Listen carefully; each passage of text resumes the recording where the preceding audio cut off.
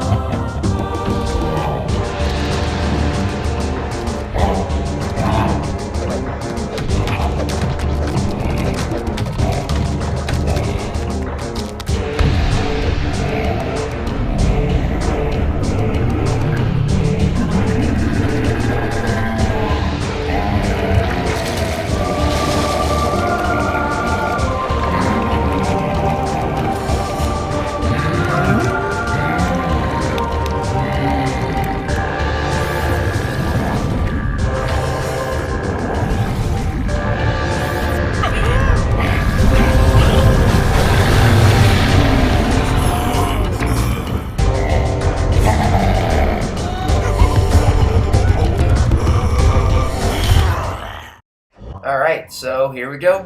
The final boss battle in the game, man. And it takes place in this really weird looking part. Like, you're in like this room of all these shapes and shit, and it actually looks pretty cool. It looks like something you'd see out of a Zelda game, honestly. And I think that's why I like it so much, because honestly, you know, you guys know me, I'm a huge freaking Zelda fan, but yeah, I mean, this can be a really tricky boss battle, honestly, if you don't know what you're supposed to... Like, you have to just basically... What it comes down to with this boss battle is memorizing, like, knowing what he's going to do here and there, because... Knowing his attacks, basically, because if you don't know, like, some of his attacks can be kind of unpredictable. Like, he'll surprise you and shit, like...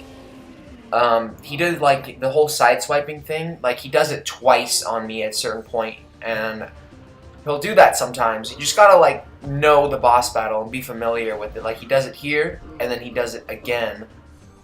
And I got kind of surprised. I was like, oh, what the fuck? But it really is just sort of knowing his attacks and knowing when you can actually get him.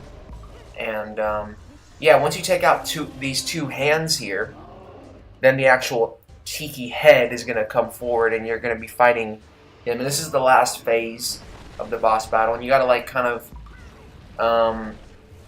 jump above the fire whenever he does that, and then jump on the giant button on his head. And sometimes he'll do it twice like this, allowing you to get him twice. You only have to hit him 3 times and you're basically done. Then he'll do all these weird attacks that you really got to kind of watch out for. these can be really annoying if you're not careful. But yeah, I think I get them, don't I? I get them in a second.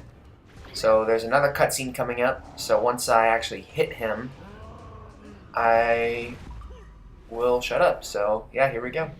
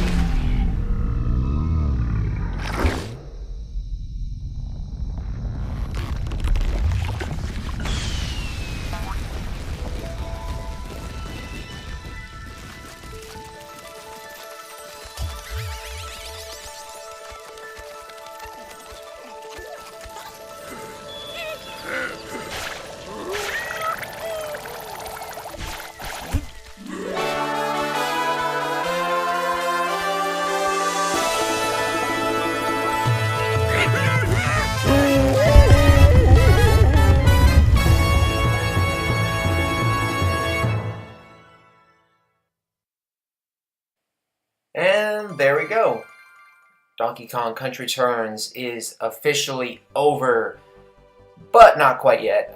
We got the staff credits here, so I'm obviously going to talk through these, but you're going to see at the end of this video that there is indeed one more level that we do have to play through in this game, and that is the Golden Temple that you're going to see at the end. Basically, if you thought the orbs that we've been collecting in all the Special K levels were pretty much useless, well, they're not. They actually do have a purpose, and collecting all of them allows you to unlock one last level in the game that we're going to be doing in the next video. But yeah, this is pretty much the end of the story mode, and I mean, I think I've made my thoughts on this game pretty clear at this point. I love this game a lot. This game is actually really good. It's one of the better 2D games out there. It's probably like in my top 10 because we have had so many fucking 2D games.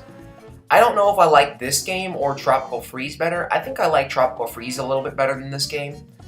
But I still love this game a lot. I remember when this game first came out back in 2010, I really wanted it like so bad. And I remember getting it, and I was a little bit disappointed because of how difficult the game was. I wasn't expecting it to be as difficult as it was, but I still love it now. Now that I've kind of grown up and gotten better at video games and have a little bit more patience and skill, I actually really appreciate pretty much everything that Retro Studios pulled off here in this game. Is just fantastic. I mean, they really did a great job. They really did.